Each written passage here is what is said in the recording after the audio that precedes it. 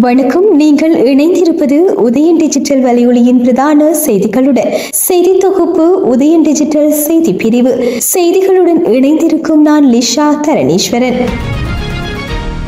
அதிகாலை செம்மணி மனித புதைக்குழியில் ஒரு இடத்தில் குவியலாக 8 எண்பு தொகுதிகள் அடையாளம் காணப்பட்டுள்ளன என்று தெரிவிக்கப்பட்டுள்ளது. குறைக்கப்பட்டு ஒரு இடத்தில் சில அடிகளை கொண்ட சுற்றளவில் 8 எண்பு தொகுதிகள் அடையாளம் காணப்பட்டுள்ளமை இந்த புதைக்குழியில் இருந்து மேலும் பல எண்பு தொகுதிகள் மீட்கப்படுவதற்கான சாத்தியங்களையே வெளிப்படுத்துகின்றது என்று துறைசார் அதிகாரிகள் தெரிவித்துள்ளனர். இந்த எண்பு தொகுதிகள் நேற்று அல்லாமல் இதற்கு முன்னர் அடையாளம் காணப்பட்டு எண்பு தொகுதிகளின் துல்லியமான இலக்கமிடல் நடவடிக்கை என்றும் கூறப்பட்டுள்ளது.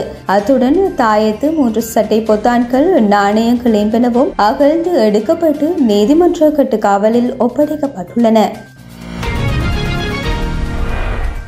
மண்டைதீவு படுகொலை சம்பவத்துடன் தொடர்புடைய உடலங்கள் புதைக்கப்பட்டதாக கூறப்படும் கிணறுகளை அகழ்ந்து குறித்த சம்பவம் தொடர்பில் நீதியான விசாரணை முன்னெடுக்கப்பட்டு உண்மைகள் வெளிக்கொணரப்படுவதுடன் பாதிக்கப்பட்ட உறவுகளுக்கு நீதியும் பரிகாரமும் வழங்கப்பட வேண்டும் என்று கோரி ஊர்காவற்றுறை போலீஸ் நிலையத்தில் முறைப்பாடு ஒன்று நேற்றைய தினம் பதிவு செய்யப்பட்டுள்ளது. குறித்த சம்பவத்தில் தனது மகனை பறிகொடுத்த 81 வயதுடைய ஸ்டீவன் மரில்டா என்பவர் வேலனை பிரதேச சபையின் உறுப்பினரான சுவாமிநாதன் பிரகலாதன் ஆகியோரால் வேலனை பிரதேச சபையின் ஈழமக்கள் ஜனநாயக கட்சியின் உறுப்பினரான திருமதி அனுஷியா ஜெயகாந்த், அகில இலங்கை தமிழ் காங்கிரஸ் கட்சியின் உறுப்பினர்களான கருணாகரன் நாவலன் மற்றும் திருநாவுக்கரசு சிவகுமாரன், ஐக்கிய தேசிய கட்சியின் உறுப்பினரான செந்தமிழ் செல்வன், திருக்கேதீஸ்வரன், தமிழரசு கட்சியின் உறுப்பினரான மங்களேஸ்வரன், கார்த்திகன் ஆகியோரது பிரசன்னத்துடன் இருவேறு முறைப்பாடுகள் நேற்று ஊர்காவற்றுறை போலீஸ் நிலையத்தில் பதிவு செய்துள்ளனர்.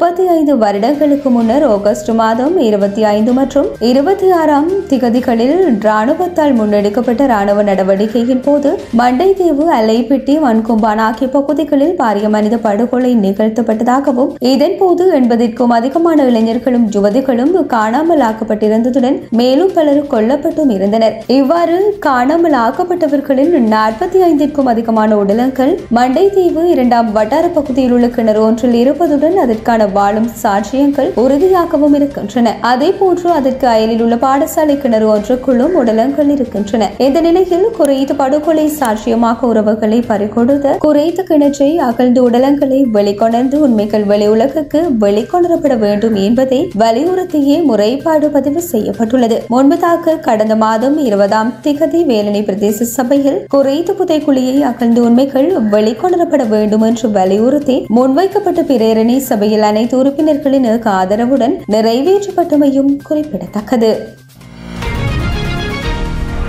இலங்கையில் ஐஸ் உற்பத்தி போதைப் பொருள் உற்பத்தி நிலையத்தை நடாத்துவதற்காக 2 பாகிஸ்தானியர்கள் நாட்டுக்கு அழைக்கப்பட்டிருந்ததாக விசாரணைகளில் தெரிய வந்துள்ளது என பொதுமக்கள் பாதுகாப்பு மற்றும் நாடாளுமன்ற விவகாரங்கள் அமைச்சர் ஆனந்த் விஜயபால தெரிவித்துள்ளார். கருவாத்தோட்டம் புதிய போலீஸ் நிலைய கட்டிடத்தை நேற்றைய தினம் திறந்து வைத்ததன் பின்னர் ஊடகங்களுக்கு கருத்து தெரிவிக்கையில் மேற்கண்டவாறு தெரிவித்தார். அங்கு அவர் மேலும் தெரிவிக்கையில், இந்த நாட்டில் மிக நீண்ட காலமாக குற்றச்செயல்களுடனான கலாச்சாரம் காணப்பட்டது. அந்த கலாச்சாரத்தால் தோற்றம் பெற்ற செயற்பாட்டாளர்களையே அண்மையில் கைது செய்தோம். நாட்டில் ஐஸ் போதைப் பொருள் உற்பத்தி நிலையத்தை நடாத்தி செல்வதற்காக 2 பாகிஸ்தானியர்கள் நாட்டுக்கு வரவழைக்கப்பட்டிருந்ததாக விசாரணைகளின் போது தெரிய வந்துள்ளது. தடுப்பு காவலில் வைக்கப்பட்டுள்ளவர்களிடம் மேற்கொள்ளப்பட்ட விசாரணைகளில் அவர்களுக்கும் அரசியல்வாதிகளுக்கும் இடையிலான தொடர்பு வெளிப்படுத்தப்பட்டுள்ளது. விசாரணைகளில் வெளிப்படுத்தப்பட்ட விடயங்கள் மேலும் தீவிரமாக ஆராயப்பட்டு அதற்குரிய நடவடிக்கைகள் சட்டத்தின் ஊடாக எடுக்கப்படும் எனவும் நாட்டில் சட்டவாட்சியை உறுதிப்படுத்துவதற்காக போலீசாருக்குரிய வசதிகளை ஏற்படுத்தி கொடுக்க வேண்டும். 159வது போலீஸ் தினத்தை முன்னிட்டு போலீஸ் நிலையங்களுக்கு உரிய வசதிகள் வழங்கப்படும் என்றார்.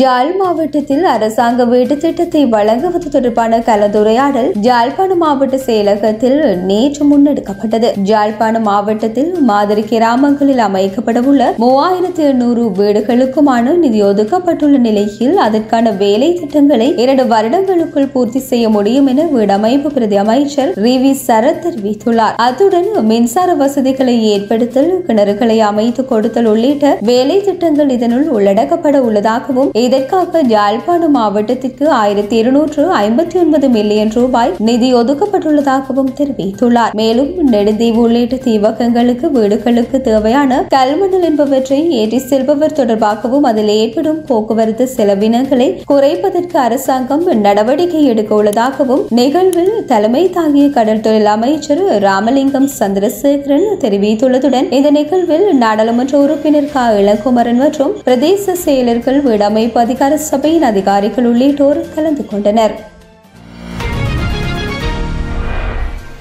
தலைநகர் டெல்லி மற்றும் அதை சுற்றியுள்ள பகுதிகளில் பெய்து வரும் கனமழையால் வாகன ஓட்டிகள் கடும் சிரமங்களை எதிர்கொள்கின்றனர். சமீபத்தில் குருகிராமில் 2 மணி நேரம் தொடர்ந்து மழை பெய்த போது தேசிய நெடுஞ்சாலையில் கிலோமீட்டர் கணக்கில் வாகனங்கள் காத்திருந்தன. 2 கிலோமீட்டர் தூரம் பயணிக்க 6 முதல் 7 மணி நேரம் ஆனதால் வாகன ஓட்டிகள் சலித்துக் கொண்டனர். இந்த சூழலில் மணிக்கணக்கில் போக்குவரத்தில் சிக்கி காத்திருந்த இளைஞர் ஒருவர் சோர்வடைந்து தனது பைக்கை தலையில் சுமந்து சென்ற காணொலி சமூக ஊடகங்களில் பரவி வருகின்றமை குறிப்பிடத்தக்கது.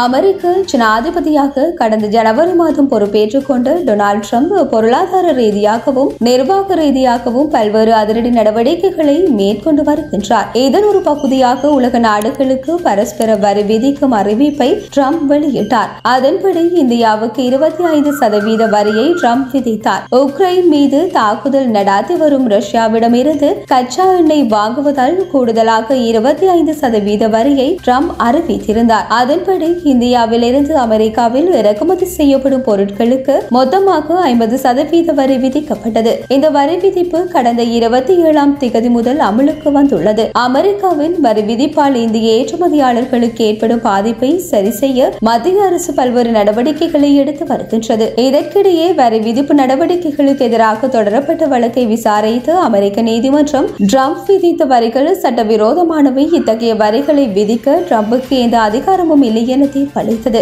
இந்த நிலையில் நீதிமன்றத்தின் தீர்ப்பை எதிர்த்து ட்ரம்ப் சுப்ரீம் கோர்ட்டில் மேல்முறையீடு செய்துள்ளார். அதில் உக்ரைன் போரால் ஏற்பட்டுள்ள தேசிய அவசர நிலையை சமாளிக்கவே ரஷ்யாவிடம் இருந்து எண்ணெய் வாங்கும் இந்தியாவுக்கு எதிராக வரிகளை விதித்தோம் என தெரிவித்துள்ளார்.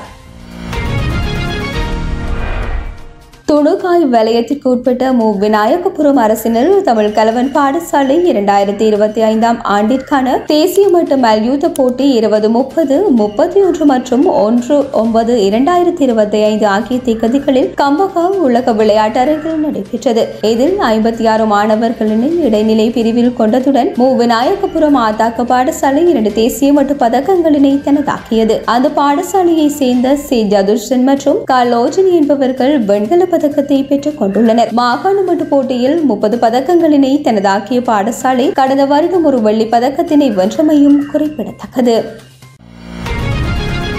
இத்துடன் உதயன் டிஜிட்டல் வலையொலியின் பிரதான செய்திகள் நிறைவடைகின்றன. தொடர்ந்தும் செய்திகளை உடனுக்குடன் அறிந்து கொள்ள எமது உதயன் டிஜிட்டல் வலையொலி பக்கத்துடன் இணைந்திருங்கள். வணக்கம்.